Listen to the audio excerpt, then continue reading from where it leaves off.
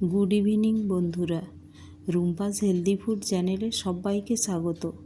আজ আপনাদের জন্য নিয়ে এসেছি বাঁধাকপির নিরামিষ সবজি।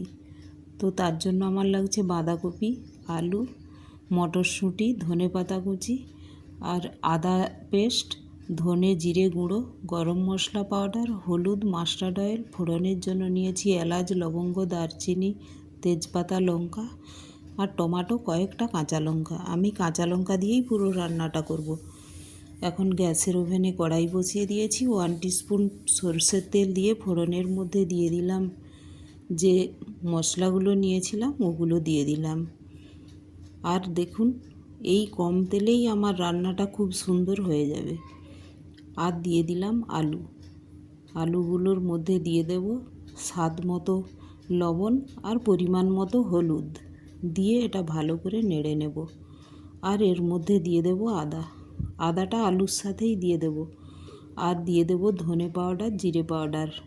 এটা একসাথে ভালো করে কষে নেব। আদার সাথে ধনে পাউডার এটা দুটো কষা হয়ে গেলে খুব সুন্দর একটা স্মেল আসে। আর যে কোনো পুজো বাড়িতে এই আদা পেস্ট আর ধনে জিরে পাউডার দিয়ে খুব সুন্দর সুন্দর রেসিপি বানায়। তো এইভাবে বাঁধাকপিও বানিয়ে দেখবেন, খুব ভালো লাগে। তো আমি এইভাবে নেড়ে দেখুন একটু নিচে মশলাগুলো বসেও যাচ্ছে। তো এর মধ্যে একটু জলও দিয়ে দেব। আর দিয়ে দিলাম টমেটো আর কাঁচা লঙ্কা। আর আপনারা লঙ্কা গুঁড়ো ইউজ করতে পারেন, আমি দিচ্ছি না। এই কাঁচা লঙ্কাগুলো খুব ঝাল, তো এটা দিয়েই আমার রান্নাটা হয়ে যাবে। তো দেখুন একটু জল দিয়ে আমি নেড়ে নিচ্ছি। তো এখন এর মধ্যে মশলাটা কষা হয়ে গেছে, দিয়ে দিলাম কেটে রাখা বাঁধাকপিগুলো এখন অনেকটা জল বেরিয়ে যায়। এই সময়ের বাঁধাকপি তো খুব নরম হয়, তো জল অনেকটাই বেরিয়ে যায়। আমি বাইরে থেকে এখন জল ইউজ করছি না। তো এটা নাড়াচাড়া করে একটু স্বাদ মতো আর একটু লবণ দিয়ে দেব, দিয়ে আমি এটা ঢেকে কুক হতে দেব। তো ঢেকে কুক হতে দিলেই এর মধ্য থেকে অনেকটা জল বেরিয়ে যায়। এখন আমি ঢেকে দিলাম।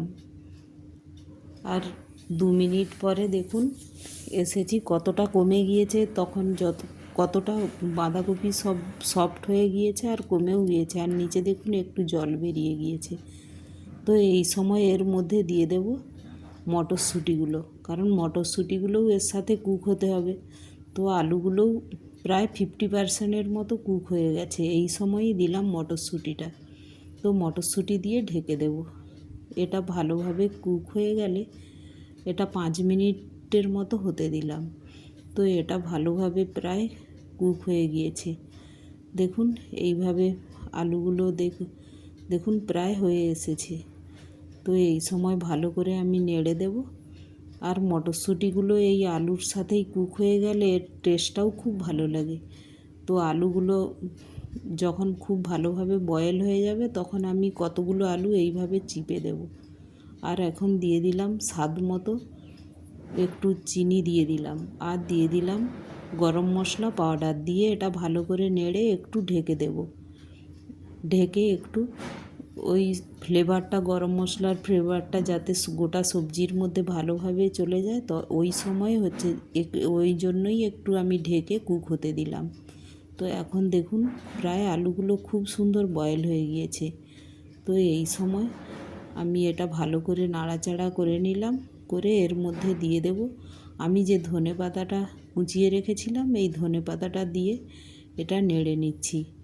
আর আমি একটু ঘিও নিয়েছিলাম, তো এর মধ্যে দিয়ে দিলাম ঘি দিলে লাস্টে ঘি দিয়ে এটা নেড়ে যখন আমি ঢেকে দেব, তো ঘিয়ের ফ্লেভারটা, গরম মশলা ফ্লেভার দুটো একসাথে মিলে এত সুন্দর একটা স্মেল আসে। তো বাঁধাকপিটাও এমনিই খেতে খুব ভালো লাগে। আর এতে যেহেতু একটা দেশি টমেটো দেওয়া আছে, তো স্বাদে খুব ভালো লাগে। দেখুন রান্নাটা আমার পুরো হয়ে গেছে। আর কতটা সুন্দর হয়েছে দেখুন। আর একটি লাইক, শেয়ার ও সাবস্ক্রাইবও করে দেবেন। Thank you.